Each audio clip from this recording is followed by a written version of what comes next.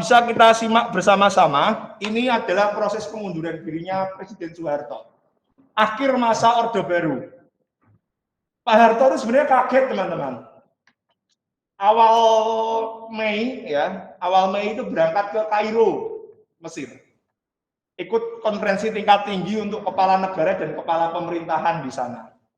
Nah, ketika dapat laporan negara sedang kacau akibat huru-hara demonstrasi mahasiswa, Pak Harto jujur kaget dan jatuh beberapa korban jiwa. Kemarin Pak Armi cerita ke kamu ada 4 mahasiswa yang tewas ketika demonstrasi.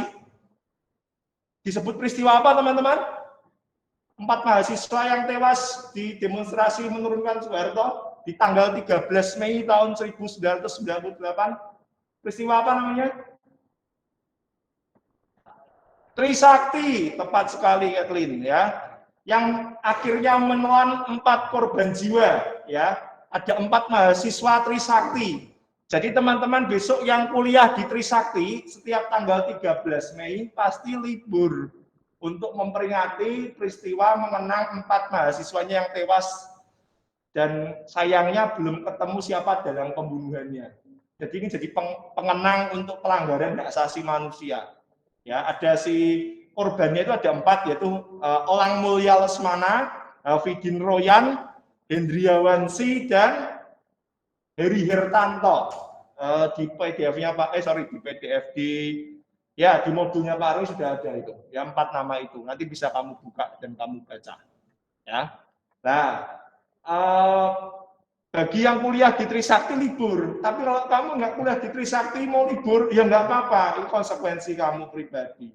Tapi kalau di Jakarta bisa ikut kegiatan namanya Kamisan di depan Istana Negara menuntut ya ini pertanggungjawaban terhadap pelanggaran hak asasi manusia selama masa Orde Baru. Ya setiap hari Kamis, mau itu hari tanggal merah, mau itu Lebaran, berarti sudah ratusan kali ya digelar Kamisan. Dan hari Kamis ini juga ya mulai jam pagi di depan Istana Negara itu juga ada aksi demo damai gitu ya, memperingati kasus-kasus pelanggaran hak asasi manusia dan menuntut pemerintah untuk bertanggung jawab terhadap pelanggaran hak asasi manusia tersebut. Itu ya. Nah, Pak Harto pulang tanggal 15 terus ketemu dengan B.J. Habibie, ketemu dengan tokoh-tokoh masyarakat, tokoh-tokoh negarawan.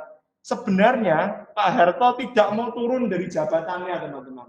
Dia hanya menjanjikan kepada para politisi Indonesia, ya sudah, menuntutnya mau apa toh? Nanti kalau pengen diubah ya diubah, tapi saya ke presidennya.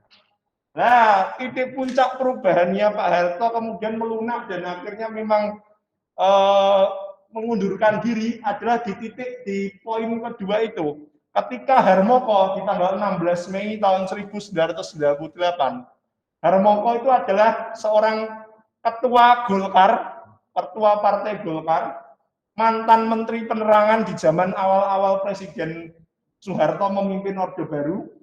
Kemudian di tahun 1997, setelah pemilu tahun 1997, Harmoko itu diangkat menjadi Ketua DPR RI, teman-teman. Tetapi apa yang dilakukan oleh Harmoko? Yang kemarin Pak Armi sebut dia Brutusnya Orde Baru. Benar nggak ya, teman-teman ya? Apa yang dilakukan Pak Harmoko di situ? Dia ketika berangkat sidang di tanggal 16 Mei, dia mobilnya dicegat di depan Gedung Senayan oleh mahasiswa. Harmoko turun, bukan untuk membela juragannya atau tuannya atau Soeharto, tetapi malah ikut demo sama mahasiswa, bahkan teriak orasi minta Pak Harto turun. Kemudian teman-teman, apa yang dikatakan oleh Harmoko yang dianggap sebagai Brutus dan pengkhianatnya Orde Baru, ditanyai oleh wartawan, loh Pak, Bapak ini kan anteknya Orde Baru, kok malah turun ikut demo? Lihat daripada saya disate sama mahasiswa, lebih baik saya mendukung mahasiswa yang kelihatan pasti menangnya. Jadi kamu bisa memahami betapa Harmoko ini tidak konsisten dan tidak komit terhadap apa yang diberikan oleh Orde Baru terhadap dia. Nah, perilakunya Harmoko inilah yang kemudian menjadi titik baliknya Pak Harto. Nah, kurang ajar ternyata si Harmoko. Saya nggak malah dilindungi. malah saya dijatuhkan. Karena apa? Harmoko punya posisi politik yang penting, teman-teman, ketua DPR. Kalau ketua DPR-nya sudah tidak sinkron dengan presiden, berarti kan kekuatan politik di dalam tubuh DPR itu kan sudah tidak mendukung Soeharto. Maka Soeharto harus turun. Nah, Harmoko ini adalah titik baliknya Pak Harto sebenarnya. Maka dia dianggap sebagai Brutus, karena Brutus kan eksekutor terakhir pembunuhannya si Julius Caesar kan.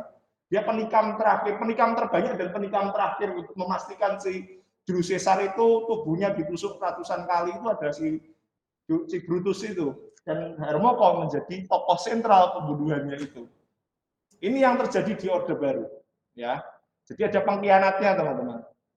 Nah, udah akhirnya Pak Harto sakit hati. Bahkan ada cerita Presiden Soeharto ketika ada peristiwa Lebaran, Idul Fitri, kemudian open house, satu-satunya petinggi Partai Golkar yang tidak dipanggil sampai Pak Harto mau meninggal dunia adalah Harmoko. Karena sakit hati dia. Sudah dijadikan ketua DPR RI, jadi ketua umum Golkar, jadi menteri penerangan, malah di akhir penghujung kepemimpinannya Soeharto malah dia ditelikung, teman-teman. Itu karena sakit hatinya keluarga Cendana itu sampai mendarah daging katanya. Sakit hati bener-bener disayat ya, disayat tuh nggak keluar darahnya katanya. Saking sakit hatinya sama Harmoko. Kok mau-maunya karena ditekan mahasiswa akhirnya dia berbelok arah. Ya, ibarat orang itu tidak komitmen, teman-teman. Harusnya dia berani. Kalau kamu jadi Harmoko gimana, teman-teman? Digeruduk mahasiswa ya toh sudah istilahnya sudah mau menguasai Senayan gitu, mobilmu apa namanya disuruh berhenti dan sebagainya. Kira-kira kamu memilih yang mana? Selamat menyelamatkan diri apa kamu ikut demo? Kira-kira mana? Kalau di posisinya Harmoko ketika dicegat sama mahasiswa, piye? Susah. Belo mahasiswa salah, belo Pak Harto salah. Kalau dia mati kira-kira gimana, teman-teman? Dia bilang, Pak Harto, kira-kira mati enggak? Mati ya pasti ya, diinjak-injak mahasiswa segitu banyaknya. Ya, apalagi udah tahu itu Harmoko ketua DPR RI, orang Golkar lagi. Wah, sudah emosinya rakyat kan udah di ubun-ubun kan. Nah itu pilihan-pilihan politisi Harmoko. Tapi lebih dari itu Harmoko adalah termasuk orang cerdas, teman-teman. Kalau kamu belajar komunikasi publik jadi jubir, belajarlah pada Harmoko. Lihat pidato-pidatonya, lihat caranya dia kerja sebagai jubir presiden. Bagus itu Harmoko. Hari ini jubir presiden semuanya bisa ngomong. Dulu Orde Baru nggak bisa, hanya satu pintu dan Harmoko yang bicara. Itu bagusnya Orde Baru terkait dengan komunikasi politik sama komunikasi publik. Tokohnya yang paling sentral Harmoko sebenarnya. Jadi dia jadi semacam tanda kutip takdirnya Orde Baru berakhir juga dengan anak kesayangannya Orde Baru juga. Mau tidak mau Soeharto harus terima Harmoko. Kemudian 21 Mei sesuai dengan konstitusi kita Undang-Undang Dasar tahun 1945, Habibie wakil presidennya Soeharto itu naik jabatan sebagai presiden otomatis karena itu sesuai dengan konstitusi. Konstitusi kita Undang-Undang Dasar 1945 mengamanatkan bagi presiden yang diberhentikan oleh parlemen atau MPR RI dan kesepakatan dari seluruh fraksi DPR atau presiden itu mati atau berhalangan, maka digantikan oleh wakil presidennya secara otomatis. Habibie takdirnya memang harus jadi presiden, dia naik jadi presiden. Dari wakil presiden kemudian jadi presiden. Sampai di sini bisa dipahami, teman-teman? Intriknya Orde Baru bisa dipahami? Ya, itu. Baik, yang di rumah bisa dipahami? Bisa? Oke, lanjut. Oke, Habibie. Habibie ini adalah idola bagi semua ilmuwan atau saintifik di Indonesia, ya saintis di Indonesia. Dia seorang ilmuwan apa, teman-teman? Ada yang tahu? Basic ilmuannya apa? Ya, insinyur pesawat terbang, ya. Habibie ini seorang teknokrat kalau kita bilang ya. Teknokrat itu seorang ilmuwan yang betul-betul dia pakar di bidangnya, kompeten di bidangnya, tetapi dia kemudian masuk atau terjun ke dunia politik praktis penyelenggaraan negara. Sebutannya itu teknokrat, teman-teman. Nah, Habibie ini idola buat semua ilmuwan di Indonesia. Kalau kamu jadi ilmuwan, jadi saintis, harapannya bisa sampai puncak kekuasaan seperti Habibie ini, teman-teman. Ada yang mau jadi saintis kayak si Habibie? Belajar terus di laboratorium. Kalau Habibie masih mending, dia minimal mainnya kalau nggak di lab fisika ya berarti ya, karena dia pakar dari pesawat terbang. Dia juga keliling bandara-bandara besar di dunia.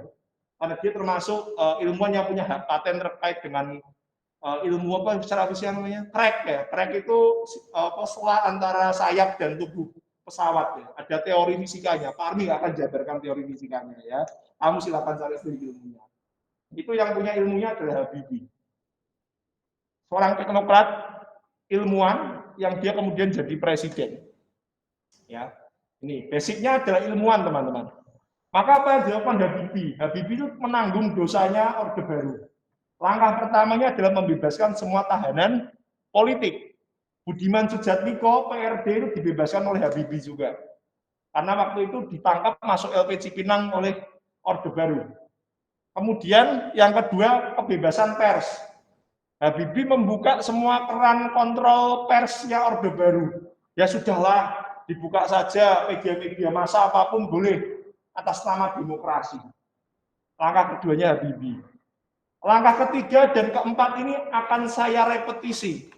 Pertanyaan saya padamu, sejak sebutkan tahun di mana pertama kali kita menggelar pemilu di Indonesia. Tahun berapa, teman-teman? Tahun berapa?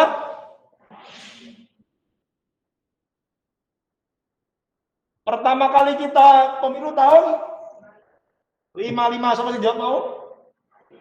Hah? Ya benar, tahun 1955. Kelihatan nggak? Kelihatan ya? Kurangkan dulu ya.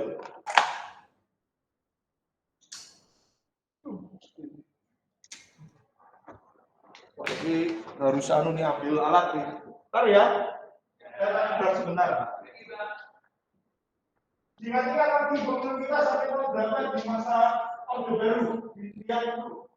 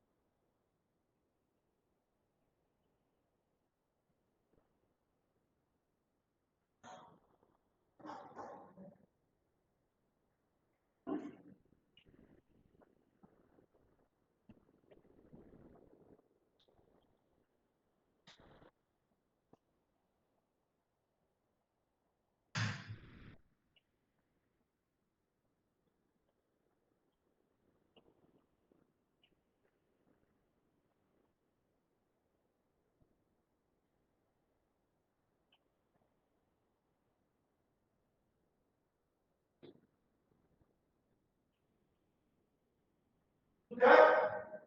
Tahun berapa kita mulai pemilu? Tahun berapa?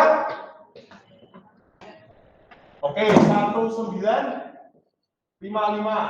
Yang di rumah kelihatan? Oke. Aduh, penghapusnya barang gak ono ya. Ya wes, 1955. Ini pemilu pertama kita. Di masa presiden siapa? Soekarno. Perdana Menterinya siapa? Ayo. Singkatan inisialnya BH. Hamengkubuwono. Ngaruh. BH kan HB ngarang nih. Siapa mau jawab? Emang Bono mau siapa mau? Hah? Aku, Pak. Ya. Siapa namanya tadi? Burhanuddin Harahap, giling-giling ya. Perdana Menterinya Burhanuddin Harahap, masanya demokrasi. Demokrasi apa teman-teman?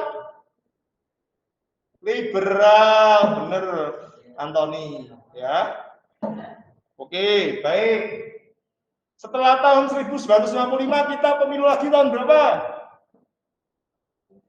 Iya, 1971. Tepat sekali. Berapa kontestannya partai? Berapa? Ayo, Piro masih tak kontestannya. Berapa jumlah partai di sini? Berapa, Andre? Andre Gili? 10. Tepat sekali, 10. Ya. Ya, terus setelah tahun ini, tahun berapa lagi? 77, ya. 7. Nah, teman-teman, di tahun 1977 ada berapa kontestan? Berapa partainya? Berapa? 3. Apa saja? Ya, terus. Ya, PDI, bukan PDIP ya. P itu setelah kemudian Megawati Soekarno Putri, Mamah Banteng itu jadi ketua umumnya ya. Setelah reformasi ya. Oke, 3. PDI itu satu lagi apa? P3, tepat sekali ya. Nah, teman-teman, dari 10 ke 3, Undang-Undang Pemilu untuk penyederhanaan partainya muncul tahun berapa? Ayo, boleh ini.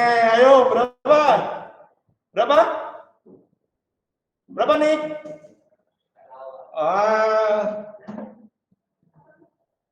Berapa tahunnya? Undang-Undang penyederhanaan partai dari 10 jadi 3. Tahun berapa? Yang di rumah? 1973. Oke, setelah 77 tahun berapa pemilunya?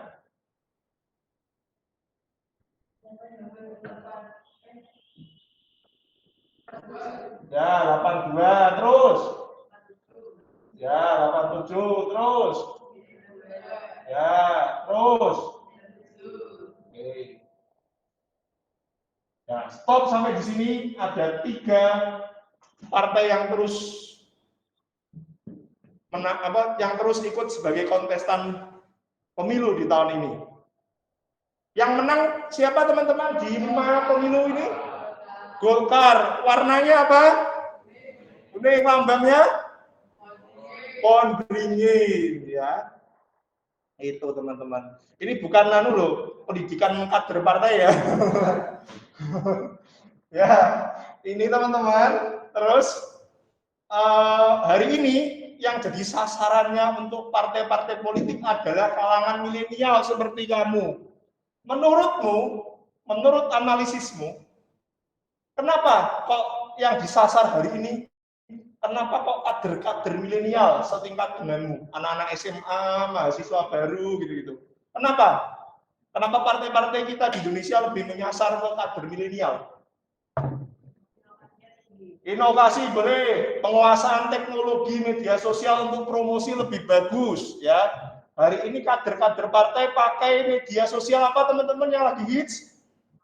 TikTok ya. TikTokan terus dari kemarin kader-kadernya ya. Masih muda-muda, usia mahasiswa, SMA dan sebagainya, baru-baru lulus SMA lah. Itu ya.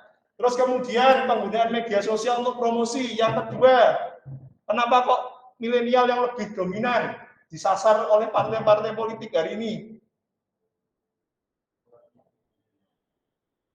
Apa nih? Iya, tepat sekali nih. Jumlahmu di Indonesia itu paling gede sekarang. Maka kalau sudah punya KTP, berarti kamu sebagai daftar pemilih tetap. Punya hak pemilu, ikut pemilu, dan punya hak untuk suara untuk dipilih dalam pemilu. Benar sekali ini ya. Kemudian ya ini gambaran dari pemilu kita ya dengan model seperti ini. Nah, Habibie itu diingat-ingat teman-teman, setelah jatuhnya Orde Baru, Habibie kemudian mengadakan pemilu. Pemilu pertama setelah jatuhnya Orde Baru adalah di tahun berapa? Berapa jumlah partai yang ikut dalam pemilu tahun 1999? Berapa? Berapa puluh? 48. Iya, tepat sekali Adri, 48 partai. Dari 3 jadi 48. Ya, lompatannya langsung berapa kali lipat ini? Ya, 16 kali lipat dari biasanya. Ya, ini ya, dicatat sing lintas jurusan UTBK metu iki. Sing kepengen lintas jurusan. Itu sudah campur juga ya. Ini pasti keluar nih nomor gitu sih. Pitakonan babakan pemilu. Catat ya. Terus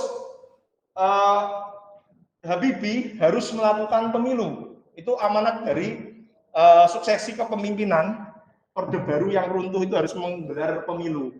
Kemudian membentukkan partai sudah jumlahnya 48. Jadi memang betul-betul situasinya ada situasi yang pelik buat Habibie. Di satu sisi dia seorang teknokrat yang tidak begitu paham dengan dunia apa namanya, dengan dunia kehidupan politik praktisnya Indonesia, tetapi dia harus kemudian menjadi pemimpin. Mau tidak mau harus belajar perpolitikan yang ada di Indonesia. Kemudian biar nggak gerak-gerak. Oke. Nah, haruslah. Baik. Kemudian yang kelima, Habibie perlu yang kamu catat dan kamu ingat. Habibie itu di masanya sempat memberikan kesempatan jajak pendapat untuk Timur Leste atau Timur Timur ya, dan akhirnya Habibie memberikan memorandum pelepasan Timur Timur dari NKRI. Poin kelima, masalah disintegrasi teman-teman. Ya, jadi Habibie memberikan kesempatan pada Timur untuk lepas dari NKRI. Ingat ya, Habibie itu presiden yang menyebabkan Timur Timur lepas dari pangkuan Ibu Pertiwi di tahun 1999 dengan memberikan kesempatan untuk memorandum ya, mendapatkan memorandum dan jajak pendapat ya, semacam pemilu. Sama seperti Pepera di Papua di tahun 1969. Tetapi bedanya Pepera di Papua atau di Irian Barat waktu itu memilih gabung ke Indonesia. Tetapi jajak pendapat dan berakhir dengan memorandum itu Timur Timur memilih untuk menjadi negara Timur Leste.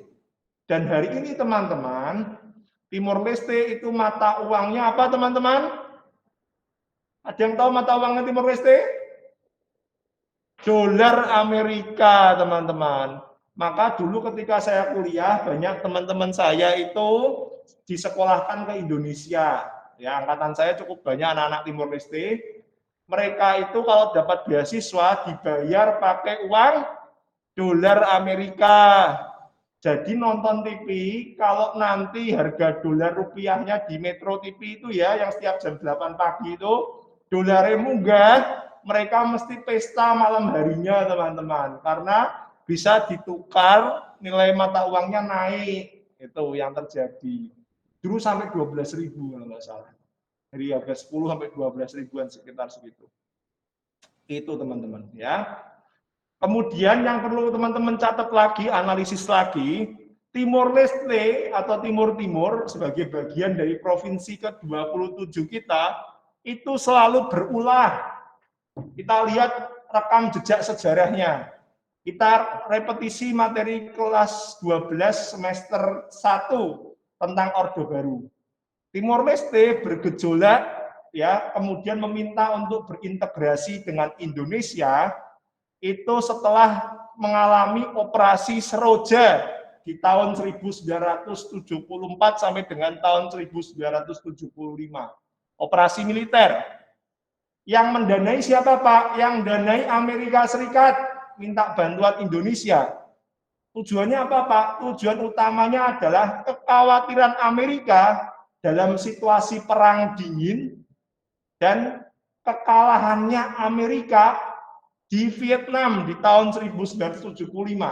Amerika kalah dari pasukan Viet Cong yang berideologi komunis. Ya. Maka Amerika berharap Asia Tenggara tidak jadi negara komunis sama seperti apa yang terjadi di Vietnam di tahun 1975. Ya, si Nguyen itu menang sama Amerika ya di tahun 75. Nah, kemudian demi Indonesia dan wilayah Asia Tenggara bebas dari komunis, maka Amerika nyangoni Indonesia untuk mengintegrasikan Timur-Timur ke pangkuan Ibu Pertiwi dan membasmi Partai Fretilin, Partai Sosial Komunisnya milik orang-orang Timur-Timur waktu itu. Nah, teman-teman, situasi pergolakannya Timur-Timur atau Timur Leste itu sesuai dengan situasi negara induknya. Di tahun 1975, Timur-Timur juga pisah dengan Portugal. Negaranya juga kacau, mengalami situasi mirip dengan reformasi di Indonesia. Kemudian Timur-Timur, penguasa Timur-Timur mengulang lagi perilaku yang sama di tahun 1999 ketika kita bertransisi dari Orde Baru ke reformasi. Sampai di sini paham? Posisinya Timur-Timur paham? Paham ya? Yang belakang paham? Paham ya? TATO paham ya? Ya, TATO. Oke, baik. Itu cerita tentang Timur Leste.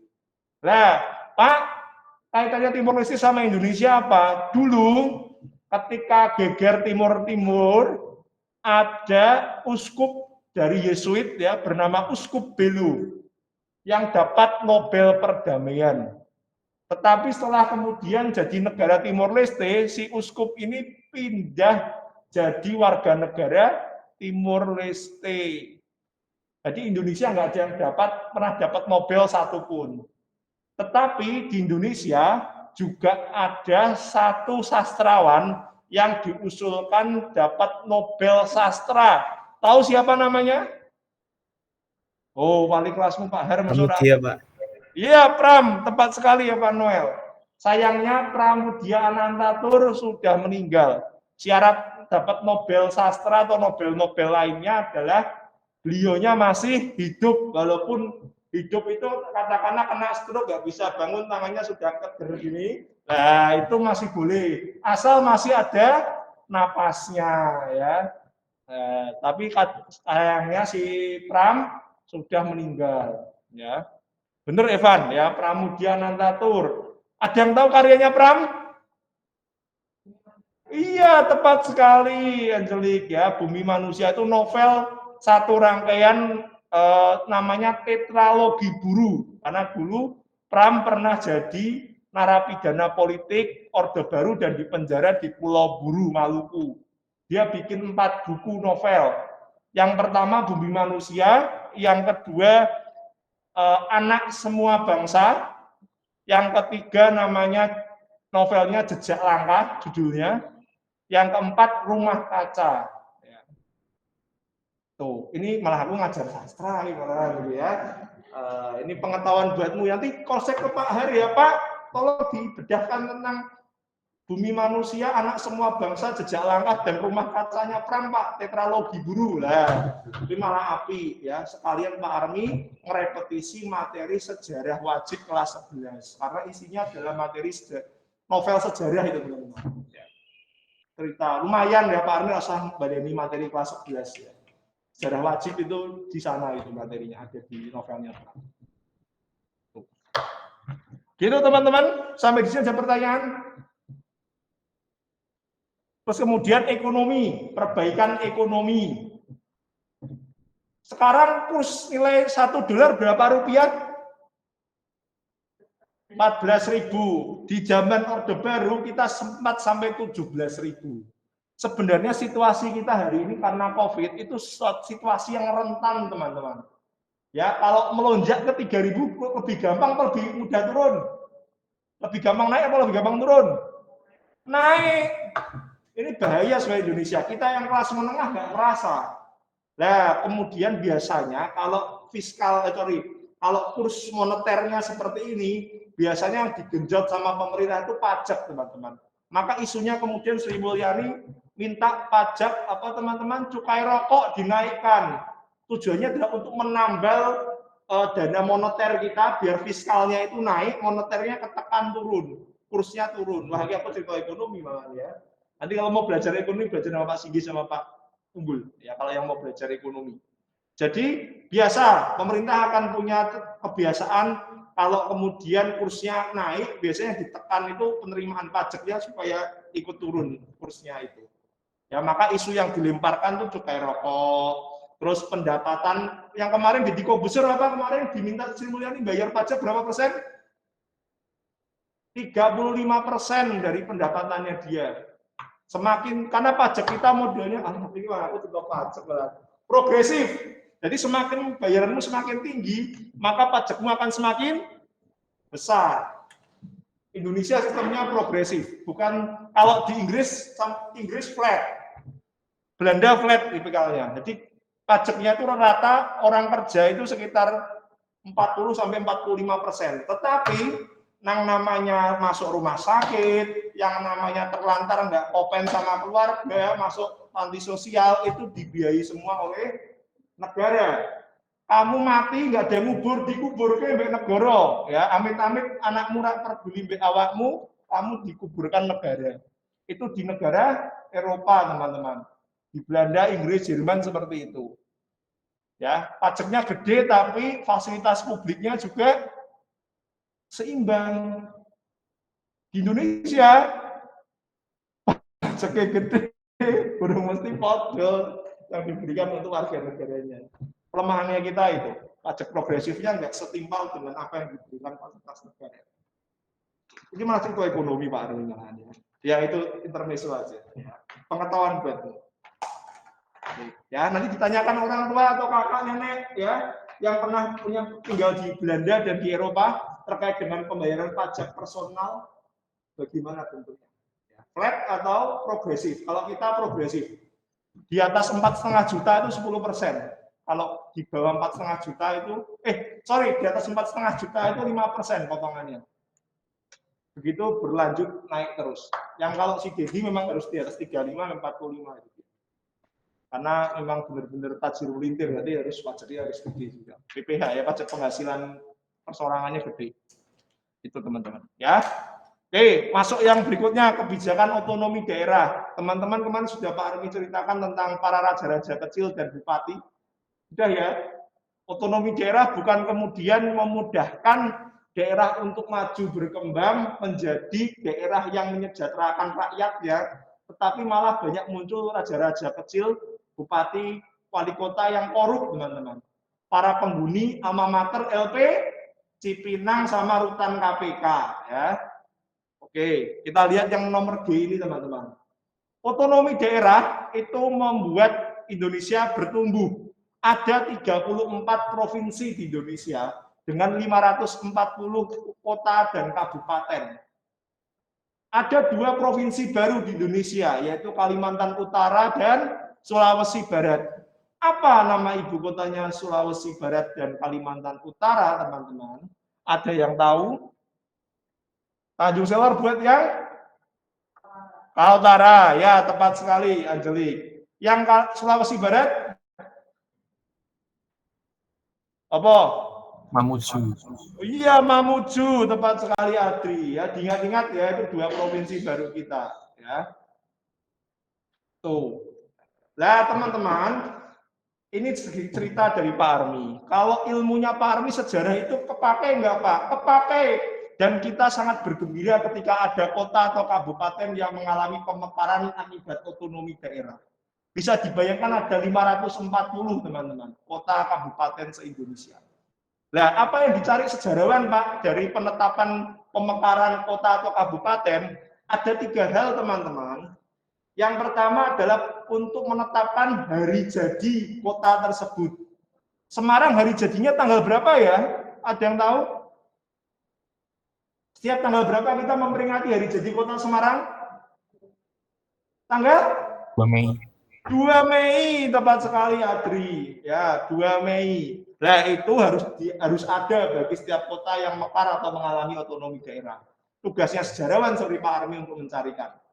Yang kedua, tugas berikutnya bagi sejarawan ketika ada otonomi daerah adalah kemudian mencari tapal batas daerah. Setiap daerah punya tapal batas yang nggak sembarangan, harus punya konteks historisnya juga teman-teman.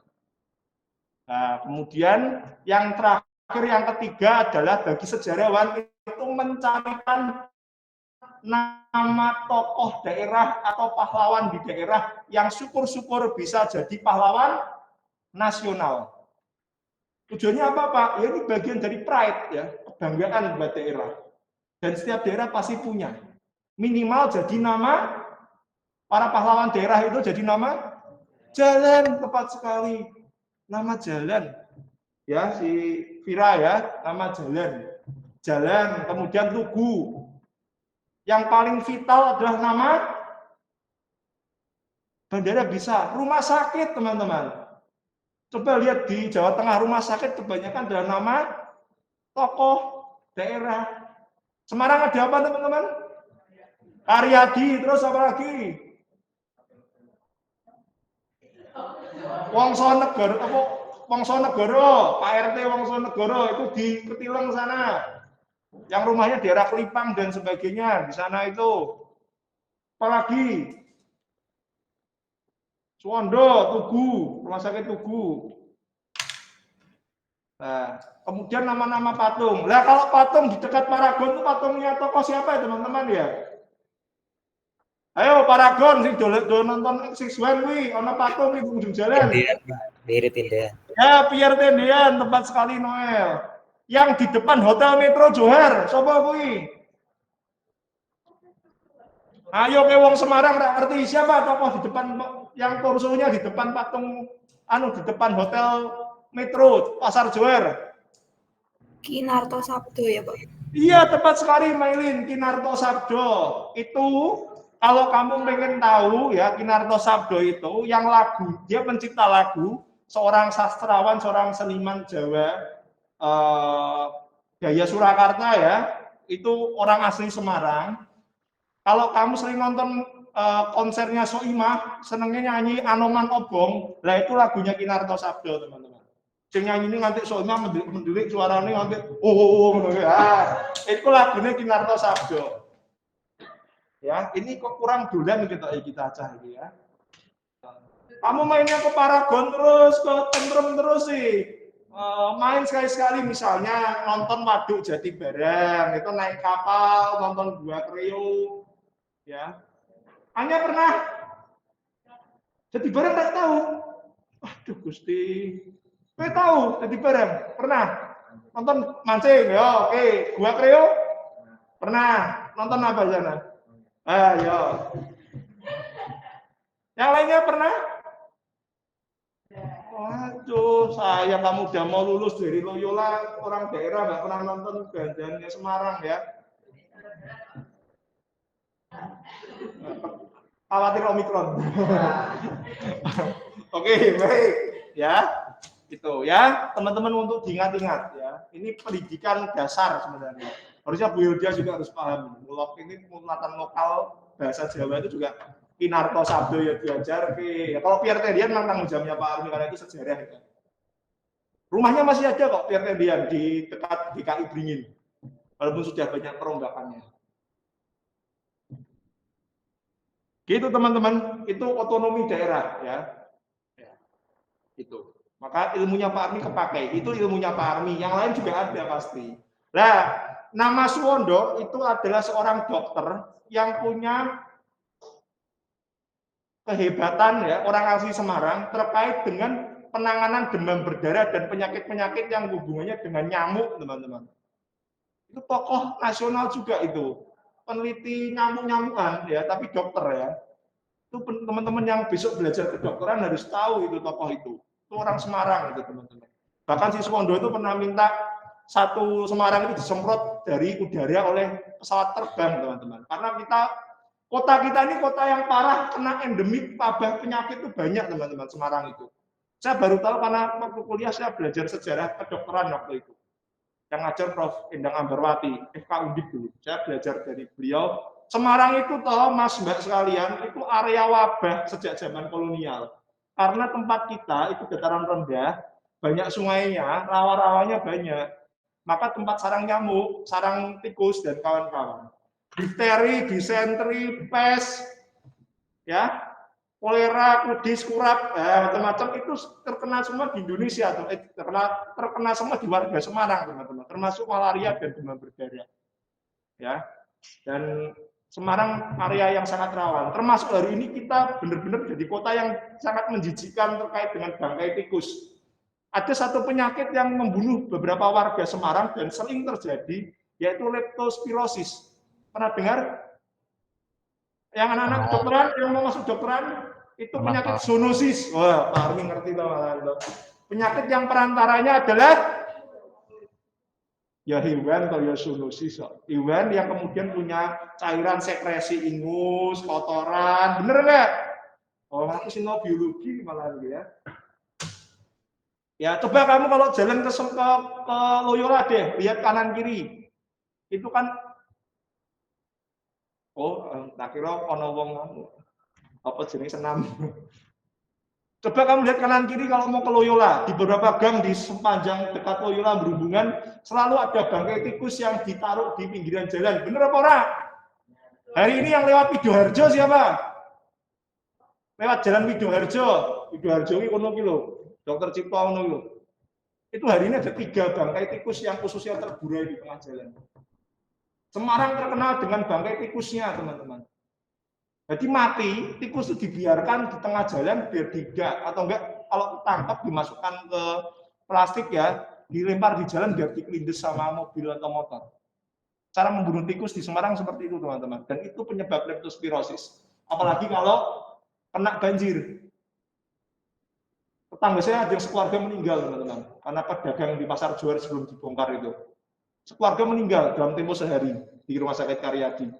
Bapak, anak, ibu, anak lagi, ya anaknya 2, masih kecil-kecil, meninggal. Karena urin tikus. Ini PR buat teman-teman yang belajar tentang isu-isu tentang kesehatan masyarakat. Semarang rawan untuk itu, teman-teman. Belum lagi kita bicara tentang muntaber. Belum lagi Semarang lagi concern terhadap buang air besar tidak boleh sembarangan.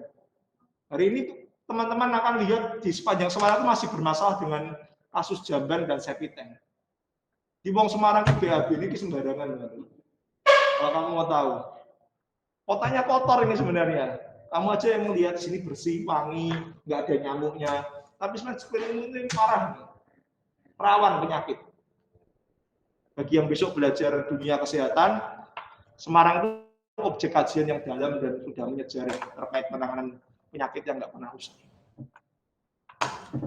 Gitu teman-teman, ada yang mau jadi dokter?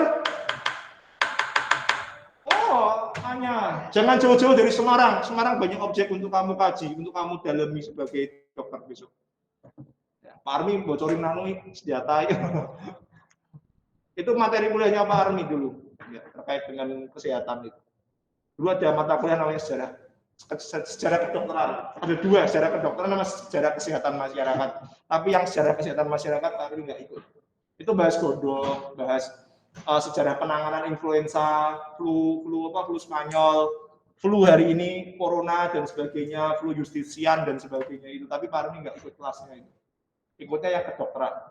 Dan tahu Semarang ternyata punya masalah terkait dengan nyamuk dan kawan-kawan.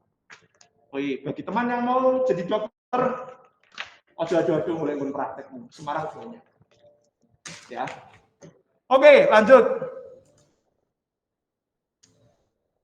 Berikutnya adalah Abdurrahman Wahid, teman-teman. Videonya besok ya tentang Abdurrahman Wahid dan Megawati.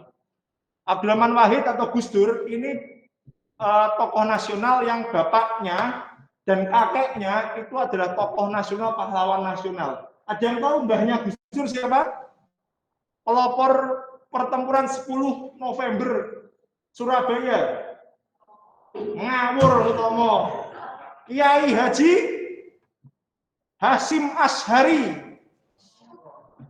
Orang ngerti nama jalan itu Hasyim Asy'ari, tapi Mbah Gus Dur, Mbah Abdurrahman Wahid. Dia tokoh nasional yang menggelorakan semangat watonia, semangat kebangsaan dari kalangan santri. Motonya dia kan hubul waton minal iman, membela negara adalah bagian dari iman.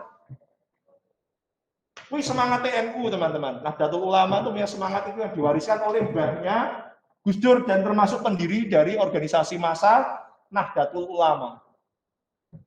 Hasyim Asy'ari. Bapaknya siapa teman-teman? Bapaknya Abdurrahman Wahid.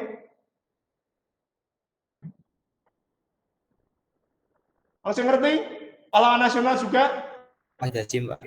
Iya, Wahid Hasyim. Sama yang jawab, oke. Ya, Wahid Hasyim. Ya, kita berutang budi sama Kiai Haji Wahid Hasyim terkait dengan pengelolaan Kementerian Agama kita. Dulu kalau nggak ada Wahid Hasyim, belum tentu Kementerian Agama setoleran hari ini. Dia idenya brilian sekali, membangun fondasi beragama di Indonesia. Tokoh yang luar biasa ini ya, Abdurrahman Wahid. Basicnya ulama, maka dia kerjanya adalah kerja sosial, LSM dulu. Ya, sangat toleran, sangat moderat. Yang dilakukan pertama adalah pemisahan Polri TNI, kemudian pengakuan agama Konghucu dengan perayaannya apa teman-teman? Besok tanggal 1 Februari, Imlek ya, tak tunggu kue ranjang sama anunya ya, angponya ya. Ya. Oh, sekolah mau bikin kue ranjang rame-rame. Yang makan siapa? Kemudian mengatasi disintegrasi Irian Jaya, mengubah nama Irian Jaya jadi Papua. Kemudian OPM, di terakhir sedikit ya, OPM, Organisasi Papua Merdeka, itu kemudian diberikan kesempatan untuk mengibarkan bendera bintang kejora. Kebebasan pers ya, Kementerian Agama dibubarkan, Kementerian Sosial dibubarkan. Yang terakhir sempat kunjungan luar negeri untuk menegaskan bahwa Indonesia sudah aman, bebas dari Orde Baru. Dan layak untuk diinvestasi. Cukup demikian teman-teman materinya pas 9.25. Terima kasih, kita jumpa minggu depan, kita nonton film besok ya. Dadah.